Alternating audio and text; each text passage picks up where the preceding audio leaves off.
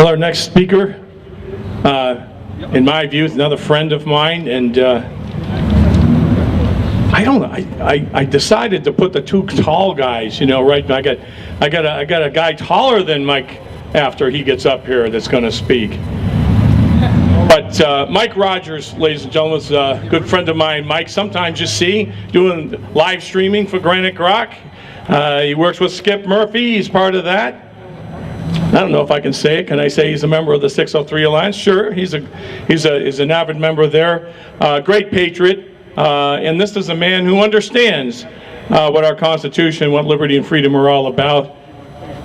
And again, my friend, Mike Rogers.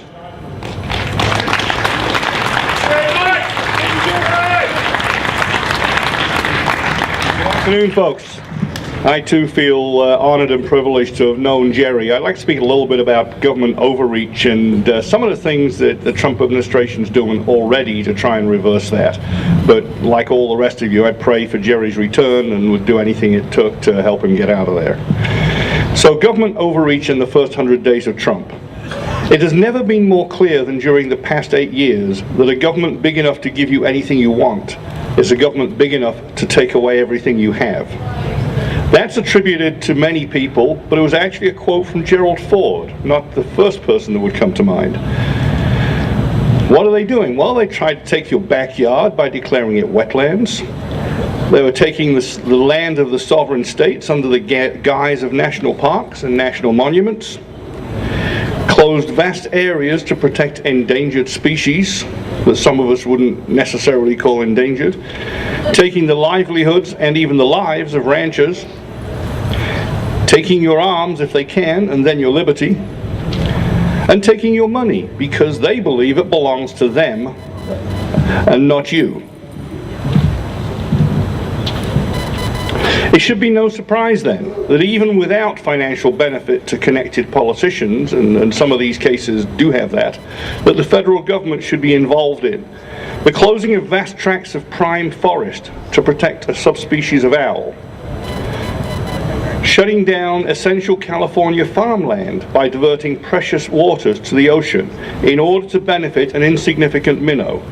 Now, I'm not talking about Rachel Minnow here. They threatened to seize property and homes on the Texas bank of the Red River with Oklahoma, causing then Attorney General Greg Abbott, and now Governor, to declare to the feds, in effect, molon labe, I dare you to try and take it. And they sued the feds. They speciously declared a variety of turtle endangered in order to close down ranch land in Nevada, which many families had worked and improved over the decades, culminating in the Bundy standoff, and all that to benefit cronies of Harry Reid. This is where Jerry comes in. Jerry stepped in. He saw an ugly situation developing, not only the disenfranchising of citizens, the Bundys, by their overreaching government, but also the risk for a very ugly confrontation. And he went out there as a peacemaker. Skip and I were privileged to interview him while he was on site, and there's simply no finer man for a difficult situation. They also charged ranchers in Oregon with arson and domestic terrorism for performing controlled burns to manage fire risk, a job that the Interior Department and the Bureau of Land Management should be performing, but they didn't. And with the apparent aim to free up land for Russian miners, Uranium One, that Hillary sold some of our claims to, or some of our uranium resources to. This is your government, folks. Or to borrow a word from the president, big government is bigly corrupt. And absolute government power corrupts absolutely. Stolen that bit from Lord Acton. Which brings me to Trump and the first 100 days. Jack said this was about Trump too, so I did a piece. Trump has learned that legislation is hard, and of course he knows that executive orders are only good until a change of regime. He's also learned that the swamp has many vicious species lurking within who will fight him tooth and claw. Nonetheless, there's been plenty of progress, regardless of what you may read in the press. Picking key cabinet secretaries fundamentally opposed to the way their departments have functioned, such as Sessions, who believes in the rule of law and actually enforces it. Scott Pruitt, who tried to sue the EPA out of existence and now gets to undo its wickedness rule by rule. Rick Perry, who wanted to close the Energy Department and now gets to recast and shrink its role in person. Tom Price, who arguably had the best Obamacare repeal legislation crafted, now gets to take advantage of what was put into the Obamacare law. The Secretary may and the Secretary shall. Well, they can undo regulations as well as write them, and he's going to do it. He's doing it. Betsy DeVos, who believes in local control of education and in charter schools. Rex Tillerson, causing meltdowns only this week by declaring that he's going to slash State Department staff and reduce their functions, reduce the number of functions, returning to its core role. What a concept. Take back America! And the little guy that you probably don't hear of, Ajit Pai, who's now the FCC chairman, who was always opposed to government overreach and picking winners and losers. He is undoing net neutrality and is also getting the FCC out of that business of picking winners and losers. Trump has issued executive orders freeing up energy exploration and infrastructure. Issued executive orders under existing law to limit immigration. An obvious case for the dissolution of the Ninth Circuit. And by the way, this can be done. Congress giveth and Congress taketh away. It is written in the Constitution that Congress has the right and the duty to create federal circuit courts and to alter them. It's perfectly reasonable for Congress to dissolve the Ninth Circuit and break it into 3 parts, which would be more responsive to the areas that it serves. And they could get rid of all the current crop of judges at the same time and start over. They can't just throw the judges out, but they can remake the courts.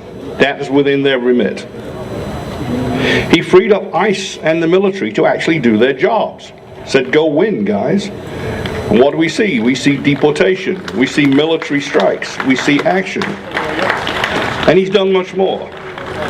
But the big story, again, you don't see much of it in the conventional press, is the Obama-era regulations, many of which were issued in his last few months once he realized that Hillary might actually lose, which have been neutered by legislation under the Congressional Review Act. This is another example of the hard work and genius of Newt Gingrich, by the way. He created this in 1996, I believe. It allows Congress to review and reverse egregious regulations issued by government agencies. And further, within the law, it explicitly prohibits regulations of similar intent but different wording from being issued in their stead. In other words, you can't sneak by on the back door. If we slap you down, it's slapped down. And Congress has been busy, and Trump's pen has been busy. He's having a good time. And I say, you don't see this, but Congress has been quietly slashing and burning. Regulations governing the coal mining industry, about $600 million worth of burden. Regulations defining streams in the coal industry, broad, vague, and usurping state regulatory power which already regulated the coal industry quite well. Regulations restricting firearms for disabled citizens, designed to trap them when they applied for Social Security. A rule governing government contracting process that increased delays and reduced competition. Of course, it's cronyism. A rule covering public lands, which was a power grab of land management policy from the states. Reporting requirements for college teachers, regulations on state education programs. All of these things designed to micromanage what goes on in the colleges, in the states, and to put them under the thumb of the federal government. Drug testing requirements. You think that sounds like a good thing? It restricted the state's ability to set their own rules for drug testing, for welfare, and for certain professions. Hunting regulations for the wildlife preserves in Alaska. They have a problem with certain predators. Alaska manages its wildlife very well, but the federal government thought it knew better. That's kind of like the Bureau of Land Management thinking it knows better than the states, and then you get wildfires because they didn't manage. Internet privacy rule. That was another piece. There was a lot of fuss about that a couple of weeks ago because everybody thought, oh my God, they're killing our privacy. No, they were taking away the special carve-outs for the likes of Google, which didn't really give us any more privacy, but just changed who controlled the privacy laws on the internet. The government's getting out of that business. A rule for logging of workplace injuries. The OSHA stepped in, it's hard to say this sympathetically, and overruled the Labor Department, which already had perfectly good regulations in place, and made things more complicated and more difficult. A rule preventing states from withholding funds from Planned Parenthood. Isn't it our money? If our state government decides not to fund Planned Parenthood in New Hampshire, isn't that our choice? But no, the federal government wanted to prevent us from having that choice.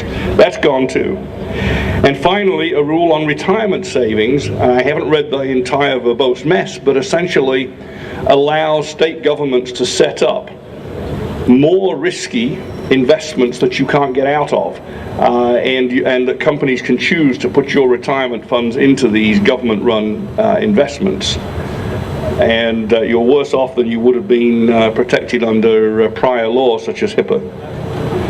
So yes, governing is hard, and the president is learning how to get Congress, especially his own side, on board with Obamacare repeal and tax reform. Let us wish the president Godspeed. He has a monumental task. Yes. But he's done more than you might think. Godspeed, Donald Trump, and come on home, Jerry Delemus.